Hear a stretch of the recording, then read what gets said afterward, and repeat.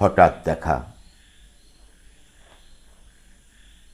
লিখেছেন বিশ্বকবি রবীন্দ্রনাথ ঠাকুর। রেলগাড়ির কামরায় হঠাৎ দেখা, ভাবিনি সম্ভব হবে কোনো দিন।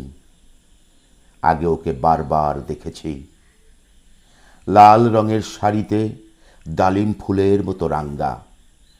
আজ পরেছে কালো রেশমের কাপড়, আঁচল তুলেছে মাথায়।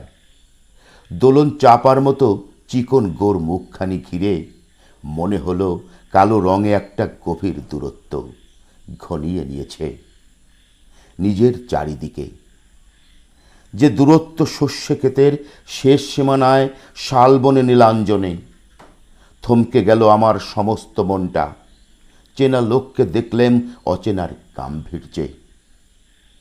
হঠাৎ খবরের কাগজ ফেলে দিয়ে আমাকে করলে নমস্কার।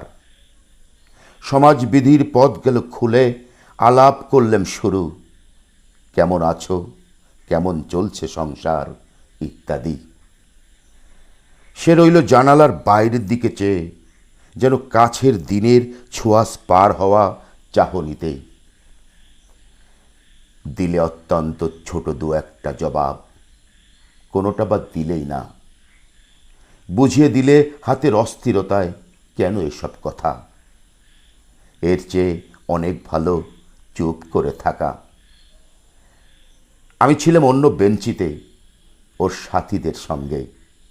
এক সময় আঙ্গুল নেড়ে জানালে কাছে আসতে মনে হলো কম সাহস নয়। বসলুম ওর এক বেঞ্চিতে। গাড়ির আওয়াজে এর আড়ালে বললে মৃদু স্বরে, কিছু মনে করো না। সময় কথা, সময় নষ্ট করবার। আমাকে নামতে হবে পরের স্টেশনেই। দূরে যাবে তুমি, দেখা হবে না আর কোনো দিনই। তাই যে প্রশ্নটার জবাব এতকাল থেমে আছে, শুনবো তোমার মুখে। সত্য করে বলবে তো? আমি বললেম বলবো। বাইরের আকাশের দিকে তাকিয়েই, আমাদের গেছে যে দিন একেবারেই কি গেছে, কিছুই নেই বাকি।